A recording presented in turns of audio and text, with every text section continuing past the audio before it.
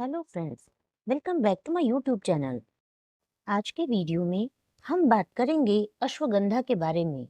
अश्वगंधा को अश्वगंधा क्यों कहते हैं? इससे घोड़े की महक आती है और इसका इस्तेमाल करने से ताकत आती है, इसलिए इसको अश्वगंधा कहते हैं। अश्वगंधा का इस्तेमाल सबसे ज़्यादा स्ट्रेस या एंजाइटी को कम करने के लिए करते हैं। इसका इस्तेमाल करने से नींद भी अच्छी आती है, इसीलिए इंसोम्निया में भी इसका इस्तेमाल होता है।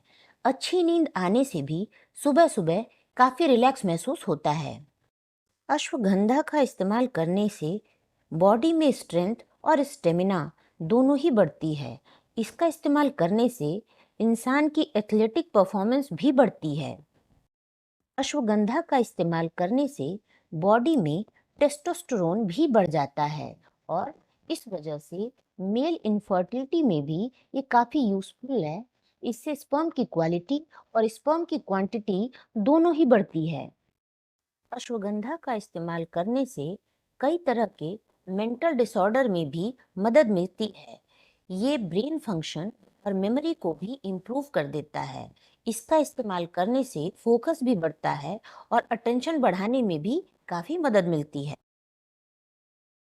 अश्वगंधा के इस्तेमाल से केवल स्ट्रेस ही कम नहीं होता, इसका इस्तेमाल करने से ब्लड प्रेशर भी कम होता है और कई तरह की हार्ट डिजीज में भी आराम मिलता है।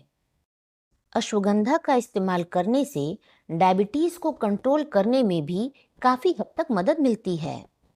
अश्वगंधा का इस्तेमाल करने से इन्फ्लेमेशन भी कम होता है। इन्फ्लेमेशन का मतलब सूजन होता है। इसको आर्थराइटिस में भी इस्तेमाल किया जा सकता है। अश्वगंधा का इस्तेमाल करने से इम्यून सिस्टम को भी काफ़ी सपोर्ट मिलता है। ये इम्यून सिस्टम को बहुत ज़्यादा एक्टिव कर देता है। अश्वगंधा का इस्तेमाल कई तरह की स्किन की समस्याओं के लिए भी किया जा सकता है। इसकी सबसे अच्छी बात यह है कि ये झुर्रियों को कम करने में भी मदद करता है। जिन लोगों में डिप्रेशन के वजह से वजन बढ़ जाता है, ऐसे लोगों में भी अगर अश्वगंधा दिया जाए तो वजन कम करने में भी ये कुछ हद तक हेल्पफुल हो सकता है। इसको 500 मिलीग्राम से 1000 मिलीग्राम तक पर डे लिया जा सकता है। इसका इस्तेमाल नाश्ता करने के बाद ही करना चाहिए।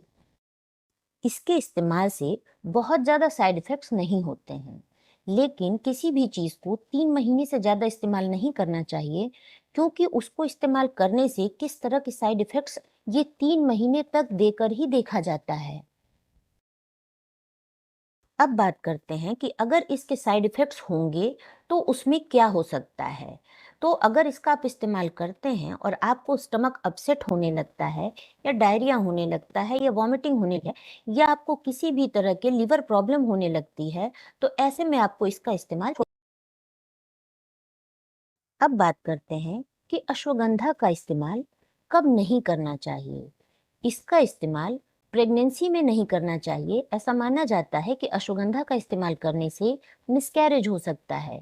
ब्रेस्ट फीडिंग में भी इसका इस्तेमाल नहीं करना चाहिए, क्योंकि ये ब्रेस्ट फीडिंग कराते समय सेफ है कि नहीं, इस पर कोई भी डॉक्यूमेंट नहीं है।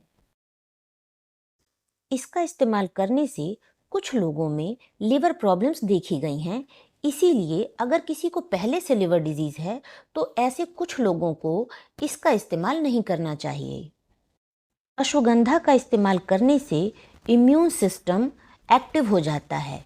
इसीलिए जिन लोगों को भी ऑटो इम्यून डिजीज़ है, ऐसे लोगों को इसका इस्तेमाल नहीं करना चाहिए, क्योंकि ऐसा हो सकता है कि उनके सिम्टम्स और ज़्यादा बढ़ जाएं। अगर किसी को हाइपरथायरॉयडिज्म है तो ऐसे लोगों को भी अश्वगंधा का इस्तेमाल नहीं करना चाहिए।